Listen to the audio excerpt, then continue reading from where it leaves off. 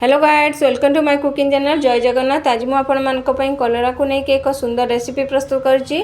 साधारणतः कलरा पिता लगी था से कलरा को कई खाई न था किंतु आपण मैंने थे ये रेसिपी को ट्राए करके देखो, निश्चित भल लगे। सानू बड़ पर्यंत कलरा को खाई ने जानी भी पारे कि ये रेसिपी कलरा पड़ी। चलते आम रेसिपी को आरंभ करवा। ये रेसिपी मुझे 250 ग्राम कलरा नहीं जाइए।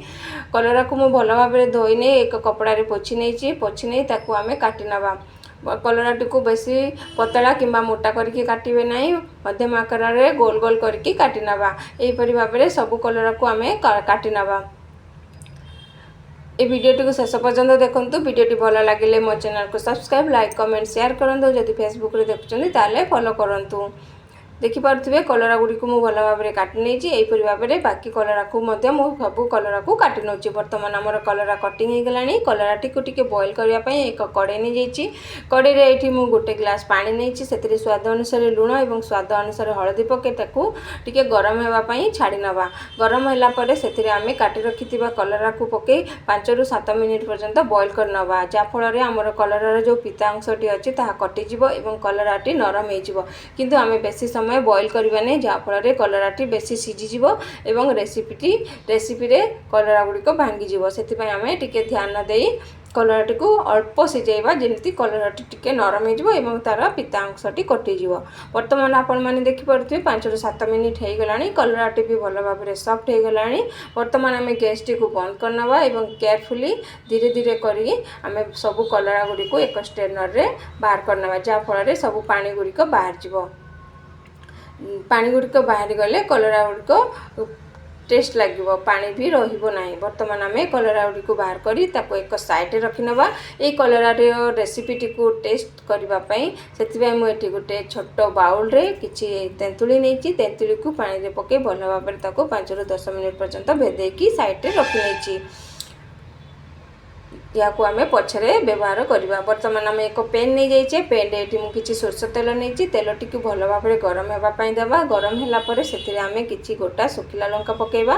आपण राग देखिकी लंका अधिक कम बेसी करें। लंका पकई से गोटे चामच सोरिष गोटे चामच जीरा पकई भल भाव टिके 1 मिनिट पर्यंत भाजी नवा। जिते जीरा सोरिषटी भल भाव में फुटी आसो से आम काटी रखि रसुण को पकई भल भाव में 2 ରୁ 3 मिनिट पर्यंत भाजी नवा। ये रेसिपी टिके रसुण अधिक मात्रा देवे, जहाँफल आमर रेसिपी बहुत टेस्ट और बहुत भल लगे। रसुण टी को काटिकी पकेले बहुत भल आसो, कहीं जिते आम रेसिपी ट्राए करवा आमर मुहर जमी रसुण टी बाजुथो। तो आम रसुण टी को 2 ରୁ 3 मिनिट पर्यंत पकई भाजी नवा।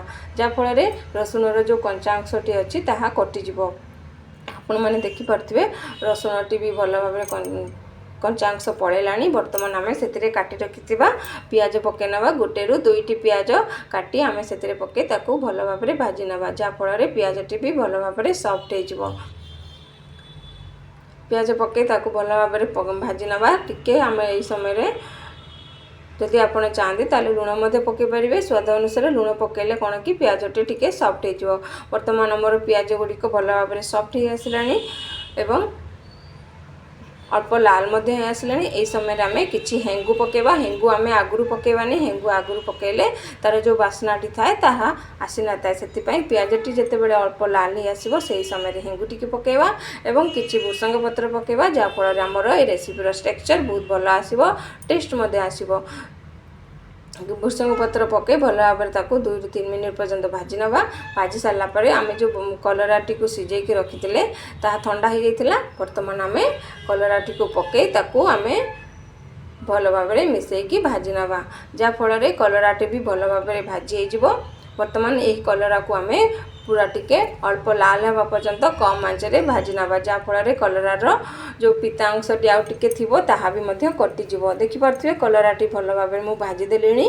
या भाजवा को प्राय 5 ରୁ 7 मिनिट पर्यंत कम आंचरे मु भाजी नहीं। कलराटी जिते लाल ही आसो अल्प लाल ही आसो से पर्यंत आम भाजी नवा।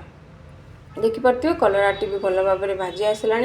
मु तो कलरारे सिझेला बेले लुण हलदी पकई। जदि आपन को लुण हलदी कम लगे ताले आपण ए समय कला लुण पकई पारे। स्वाद अनुसार टिके लुण, स्वाद अनुसार हलदी, स्वाद अनुसार आपण लंका गुंड पकई पारे। किछि गोटे चमच धनिया गुंड किछि अमचूर पाउडर पकेबे। एही रेसिपी रे निश्चित भाव में अमचूर पाउडर पकेबे नहले रेसिपी रो टेक्सचर बहुत भल लागिवो। ए सब मसला को पके आमे भल भाव में भाजी नबा। भल भाव में 2 ରୁ 3 मिनिट पर्यंत भाजी नेला परे तक लाल हेबा पर्यंत भाजी नबा। तापर आमे सेतिरे किछि जो आमे तेंतुली देकी रखिथिले सेही मंडटी को आमे वर्तमान पके नबा।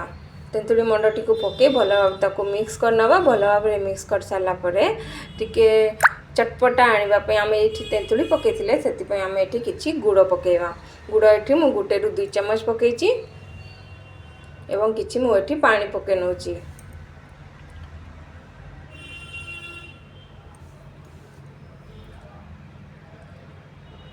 ए सब को पके आमे भल भाव में ताको मिक्स कर नबा एवं 2 ରୁ 3 मिनिट पर्यंत कम आंच रे बसे नबा। जा फल रे गुड़टी तेंतुली भल भाव में मिक्स हो जिवो एवं रेसिपीटी टेक्सचर पूरा चेंज हो जिवो। वर्तमान आपण माने देखि परथिबे गुड़ एवं तेंतुली मंडटी बहलिया हो गलानी भल भाव में मिक्स हो गलानी। वर्तमान आमे ए रेसिपीटी प्रस्तुत हो गलानी। ए समय आमे गैस टी को बंद कर दी आमे प्लेटिंग करनबा। वर्तमान हमर प्रस्तुत हो गला कलरा खट्टा। आपण माने थरे ट्राई करके देखंतु। यही रेसिपी को आपण माने गरम गरम भात किंबा रोटी सहित खाइबा को दियंतु निश्चित भल लागिवो। ए रेसिपी पूरा पूरी भाव में टिके भिन्न धरणर आपण माने थरे ट्राई करके देखंतु एवं टेस्ट करके देखंतु।